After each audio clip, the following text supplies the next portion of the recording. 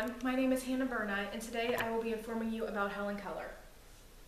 How many of you are able to stand at a chalkboard and take your hands and drag it across the chalkboard and read the words that it's saying if you are not able to see, if you were blindfolded, say? I'm assuming that no one's really able to do that, and I'm not able to do it either, but there is someone in our history who was able to do that. Today I will be informing you about the life and accomplishments of Helen Keller.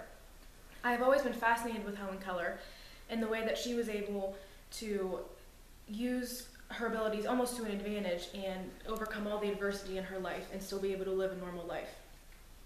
In order to explore Helen Keller, we will explore three topics today. First being her childhood, second being her achievements, and third, her mark on society. So, let's get started by exploring Helen's early years in education. Helen was born on June 27, 1880 in Tuscumbia, Alabama. At the age of 2, she was struck with an illness of a fever of some sort, causing her to become both blind and deaf. Because of this illness and because of being both blind and deaf, she would throw tantrums and she would bite other people and kick other people because she had no other way of expressing her emotions and what she was feeling because she was not able to hear herself speak or physically see anything or physically hear anything. However, at the age of 7, she started receiving help and an education for her sickness. Anne Sullivan became her teacher, and she was able to teach her many things, and that's really what started Helen's education, was at the age of 7 with Anne.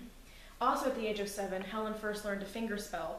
Fingerspelling for Helen would involve Anne or someone else taking their fingers and spelling out words in Helen's hands so that she was able to understand what they were saying, and that was the way she could communicate with other people, also with Braille and other things like that.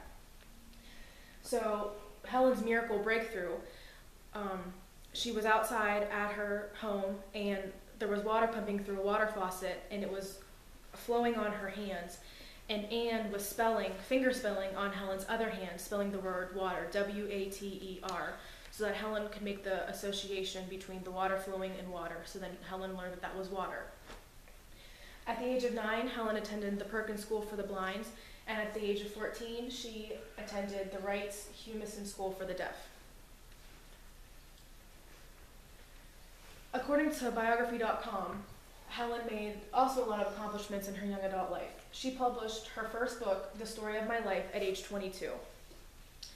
This book included 3 sections: an autobiography, letters to her family members and her friends, and the third section was Anne's account of Helen's life by John Macy, the editor of the book. Helen graduated cum laude from Radcliffe College at the age of 24, and she was the first deaf-blind person to graduate from college. Huge accomplishment. Helen Keller also married John Macy, who was the editor of the book, also at age 24. They did not stay married for long. They didn't get divorced. They didn't legally end their marriage, but they kind of just separated as the years went on. And Anne Sullivan continued to be her teacher and continued to educate Helen. Therefore, Anne's devotion to Helen became even greater as the years went on, and she continued to help her with many things. Helen did not let any disability stop her achieve any task. According to History.com, these are some of Helen's many achievements. She made a Hollywood movie, Deliverance, which told the story of her life. She also was an advisor and fundraiser for the American Foundation for the Blind, and her personality was so friendly and upbeat, so she was able to raise money and be able just to have people donate and understand more about what being deaf and blind was like because of Helen's friendliness. She also believed that deaf and or blind people should still be able to portray these 4 characteristics: education, responsibilities, employment, and citizenship. She strongly believed that everyone is entitled to an education.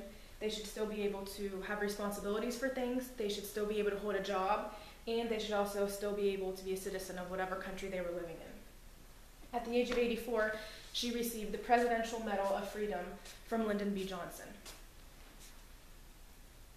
According to AFB.org, Helen traveled many different places, actually to 39 different countries. While she was at these countries, she visited different schools and encouraged them to build other schools for people who were blind and deaf. She brought hope, encouragement, and inspiration wherever she went, and everyone was always so happy to see her. She also met some famous leaders doing all this traveling, such as every President of the United States of America who was alive during her time, Charlie Chaplin, Alexander Graham Bell, and Mark Twain. And also, Mark Twain was actually the person who referred Anne Sullivan to Helen's parents. So without Mark Twain's referral, Anne would not have been Helen's teacher. In addition to traveling the world, Helen made many international trips, bringing inspiration and hope to her fellow Americans. She did a lot of personal relations work, according to Perkins.org. She visited veterans' hospitals, especially the veterans who became blind or deaf because of their service in the war. She was also an abolitionist, an advocate for women's rights, and she was also the founding member of the Massachusetts Commission for the Blind. The final moments of her life before she did pass and leave the earth, she suffered from many strokes starting at age 81. So a lot of the strokes happened when she was 81, and they continued up until her death in 1968 when she was 88 years old. So for those 7 years, she was kind of battling the sickness and the strokes. But during this time, she remained in her home in Connecticut, and she still was a bright spot to the people around her, even though she wasn't traveling as much as she did in her earlier life. Helen Keller was a world-acclaimed activist. She was very active in everything she did. She always was busy doing something, helping someone else, always involved in a lot of many things. And she is a very clear example of how determination can overcome any adversity. So she was always so determined with whatever she was doing, just in the case that she was both blind and deaf and couldn't really communicate in ways that we can just by talking and listening to other people, but she showed us that she was able to do that. In conclusion, Helen dedicated her life to serving others around the world. So today I informed you about Helen Keller's life and accomplishments, and now the next time you hear about Helen Keller or anyone else who's deaf or blind, you will have a better viewpoint of her achievements and inspirational spirit. Thank you for listening to my informative speech on Helen Keller.